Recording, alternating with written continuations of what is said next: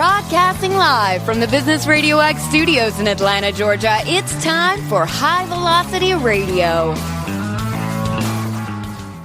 Lee Cantor here, another episode of High Velocity Radio, and this is going to be a good one. Today on the show, we have Karla Jo Helms, who is the Chief Evangelist and Anti-PR Strategist with JOTO PR Disruptors. Welcome.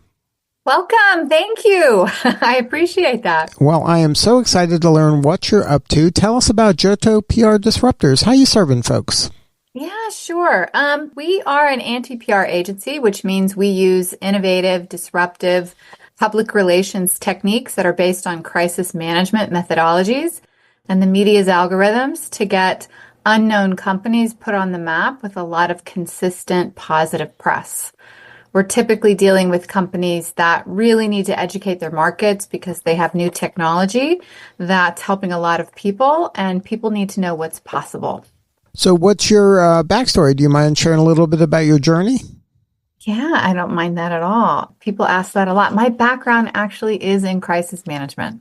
And if anyone knows anything about crisis management, the very first thing people do when they're in a crisis in a business is they call the PR people. And it's about 9% of my industry that are really trained in handling crises of public opinion. So these are like breaches, wrongful deaths, lawsuits, embezzlements, things that are in the court of public opinion and are keeping a company from, having a good reputation, which could impact revenues, impact jobs, impact the ability to compete.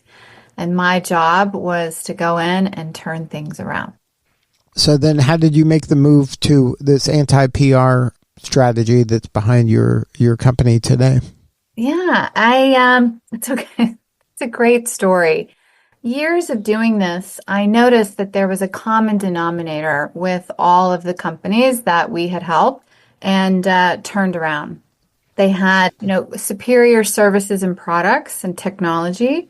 They were growing fast. They had a loyal following, but they were woefully naive in terms of building up a great publicity foundation of goodwill that protected their reputation. So they were very easy to attack by their larger competitors.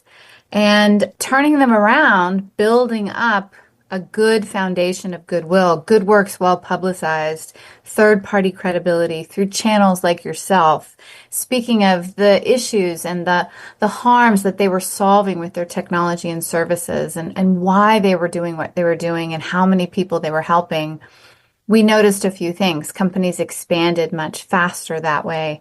Their marketing ROI increased. They expanded twice as fast as their competitors, and their profitability increased. So I thought, you know what? Let's just take it and put it on the proactive side of PR, and let's help companies build this up before they get into trouble. And then how did you land on anti-PR? What was the thinking behind that semantic term? We used to get people or prospects, customers, people, they would say, oh my gosh, this has not been my experience with PR. Like, you're the antithesis of PR. You're the opposite of PR. Years of hearing that, we decided that, we saw that we were really going up against sort of an ironic industry ill. As great as PR is, it doesn't always have the best reputation as an industry. So after years of being told, you guys are like anti-PR, the opposite of PR, we just rebranded that way because it is a trademark process. It is different than how proactive and traditional PR works. And that's how we came up to that. Our customers actually named it for us. So you do a lot of work with technology firms, new and old. And can you talk a little bit, maybe give an example of what would be a traditional PR approach to, say, a launch of a startup versus an anti-PR approach to the launch of a startup? Yeah. Traditional PR approach is, let's put out this news that we have a great new company that is building this solution that is going to revolutionize an industry. A lot of what they call fluffy news, right? Anti-PR is really exploiting the biggest issues, harm, controversy, money wasted, lost, that this technology is solving. So, say you have a med tech startup and they have a cardiology device that is, able to detect heart arrhythmias in real time in patients and send that to cardiologists. Well, people don't know that there's a problem or why they would need something until they actually know that there's a problem. So anti-PR would really expose the time involved in the legacy technology of taking that particular heart monitor and having an arrhythmia go through a whole industry of middlemen that could translate it and then pass it on to the cardiologist 2 or 3 weeks later. Cardiologists get it. It's a very expensive report. They see their patient has a heart arrhythmia. They send them to the emergency room. They could be too late. The patient dies. This is a very common thing that happens. And so instead of saying we have a new heart monitor that helps cardiologists get information in real time, people may not even understand why that's so important. But if you really take into account why people go to the news, they're looking for information that's really going to help educate them and solve their problems. And you learn about the number of people with heart problems. You learn about this particular industry that was great at one time, but now because we have so many issues with health and we have so many boomers that have, cardiac disease, and we have so many cardiologists that are inundated with paperwork and insurance regulations that they're not able to get the information fast enough to save their patients' lives. And we can tell this story and really educate people on the problem. That startup becomes super relative to our economy, to our healthcare, to healthcare facilities, to cardiologists, and they have a ton of positive publicity around that, rather than doing the 70-year-old technique of let's putting out a really good news, fluffy press release that touts how great this company is, but doesn't really talk about what they're doing and then how it's going to impact society. So when you create a piece of content like that, are you actually producing the content? Are you kind of, doing the scripts and the messaging and the delivery in terms of video and all that it takes, because of the more and more media companies becoming leaner and leaner, that if you give them something that's well produced and informative, that makes their life easier? Yeah, you hit the nail in the head. Today, we have to really help reporters and journalists do their job for them, or help them do their job for them. Connect the dots, get the sources for the story, do the B-roll, craft the messaging, you name it. We have to do that today. So we're like an extension of the news. We really help journalists do their job just even much better. We're not only bringing them stories, but we're also connecting the dots and doing a lot of the collateral that they need to tell those, impactful stories. So in your career, I'm sure you've seen the media kind of evolve to where it's at now. And how are there different strategies today in a world of Substack versus, a day of, lots of local newspapers and lots of local news stations? Yeah, it's very interesting that you ask. But today we're in a world of alternate media. Mainstream media calls my firm, every day asking about certain narratives or certain trends that they're seeing in trade publications, industry press, podcasts even, right? Or aggregate, media outlets that are aggregating stories. And so you have this great benefit today to communicate to many targeted segments of the business population along many channels where people get their information. So today it's not really like I'm aiming to be in, the top mainstream media outlets. Those are really peppered in. Where everybody's getting their information are alternate channels where people are going to, where they actually trust what's happening. And regional media is not that far off, right? Regional media really communicates to their areas. They know what's happening in their areas. And, a lot of like new technology or businesses today that are making an impact in their community, regional media and community news is extremely impactful. Now, in your work with technology firms, do you work with like VCs? Do they hire you to work with their portfolio of clients, or do you work with individual VCs startups? And individual firms and private equity. Yes, all of the above. So it's so you have relationships with people who might have several different startups, and this gives them all kind of a leg up when it comes to the marketing and rollout of their startup. Yes. Yeah, I mean, look, venture capitalists and even private equity firms, I mean, they always want a return on investment for their companies. And today, it's a PR world. Buzz and influence really impacts the markets. It can be upwards of a third of the valuation of a company, like goodwill or reputation, and really guiding and controlling public opinion to the best you can is really very important today, not only to startups, but those that fund them. So what maybe some advice for the startup founder out there, and especially maybe the tech startup founder who isn't as knowledgeable about marketing? Is there some do's or don'ts? Is there some things that you would recommend, early steps, when it comes to launching a new product, especially a technology that may be disruptive? Yes, it's such a great question.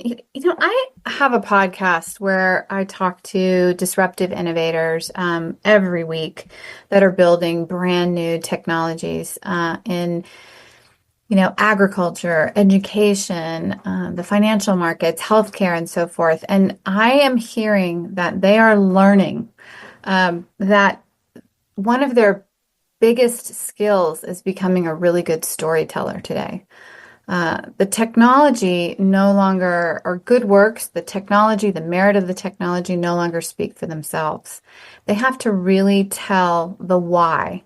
Behind the story, why they built it, why it's helping, before they get into the bells and whistles and all about the technology. People today really want to, they buy into the why before they buy the what. And one of the best things that brand new startup founders can do is really craft their storytelling skill and sell the problem that they're solving. Quit leading with the solution. People don't understand the solution until they really understand the problem that it's solving and why you're solving it. Many people have personal stories.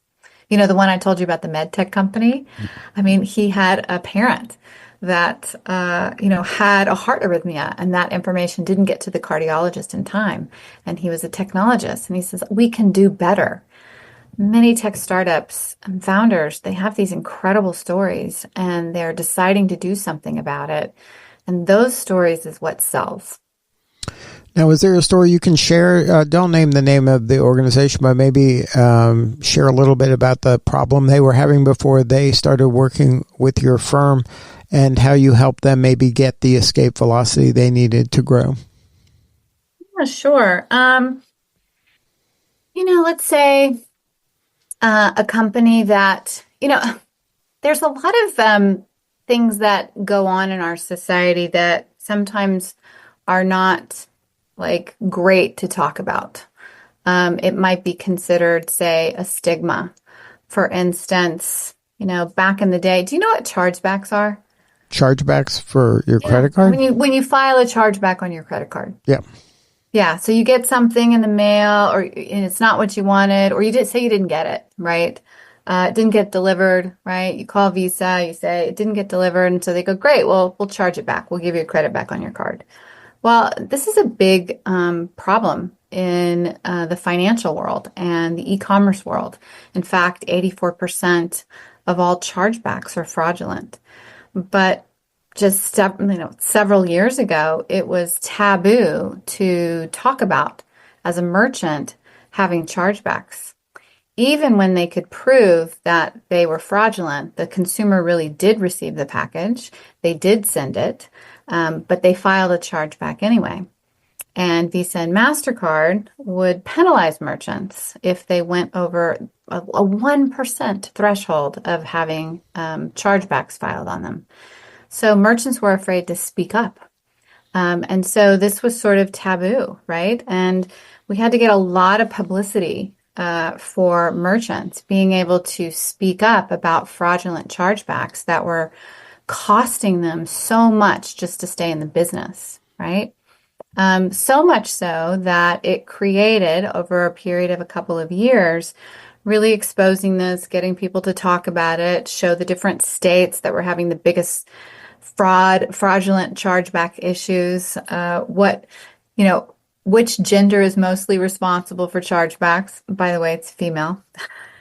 What industries are more prone to having chargebacks? What are things that merchants should do to mitigate this?